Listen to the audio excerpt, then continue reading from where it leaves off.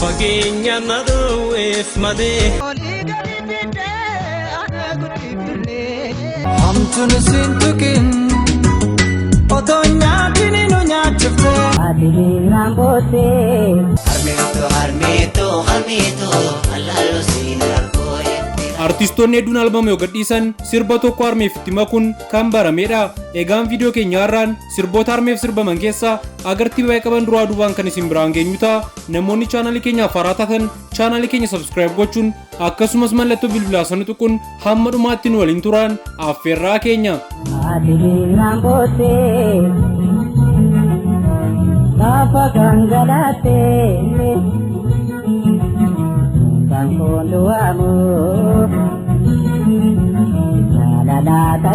Sirbi sadarkaa shanaffaa irratti argamu sirba eebbisa addunyaa haadha dhiiraa jedhu yoo ta'u akka lakkoofsa Awurooppaatti bara 2012 karaa YouTube chaanaalii hundaa waliin gadhiifamuun agartii 273 fi laayikii 1600 argachuun sadarkaa shanaffaa irratti kan argamudha.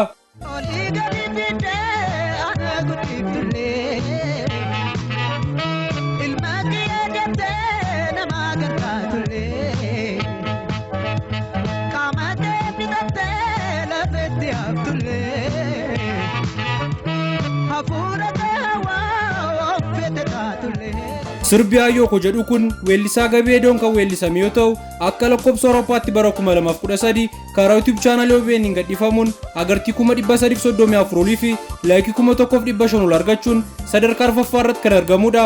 Fageenya naduuf malee. Sirbi fageenya na dhoowwe malee jedhu kun sirba Abbitoo Kabbada Nugusuu Taammiraat irra deebiin sirbedha.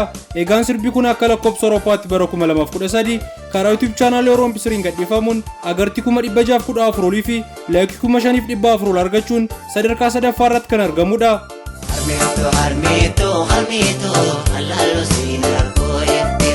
Takkaatti sama halala siyamu lawaa dura jala fayyadu katiyaa fayyada fayyaa nabjira ture qonna eesumaani. Sirbi Harmee jedhu kun immoo sirba Kadir Martuun sirbame yoo ta'u akka lakkoofsa Awurooppaatti bara 2012 karaa YouTube chaanaalii Oroompisiriin gadhiifamuun agartii 874 fi laayikii 4400 argachuun sadarkaa lammaffaa irratti kan argamudha. Hamtuun siin tukin otonya kini nu nyaachifte.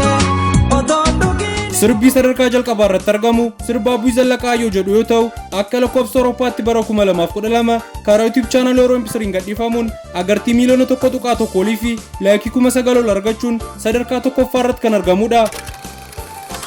Maatiiwwan chaanaalii keenya sirboota harmee isin dhiyeessine keessaa kan irra jaallattan koomentii irratti barreessuun akkasumas chaanaalii keenya like share subscribe gochuun dagatinaa isiniin jecha viidiyoo biraan ammoo arginutti nagaatti.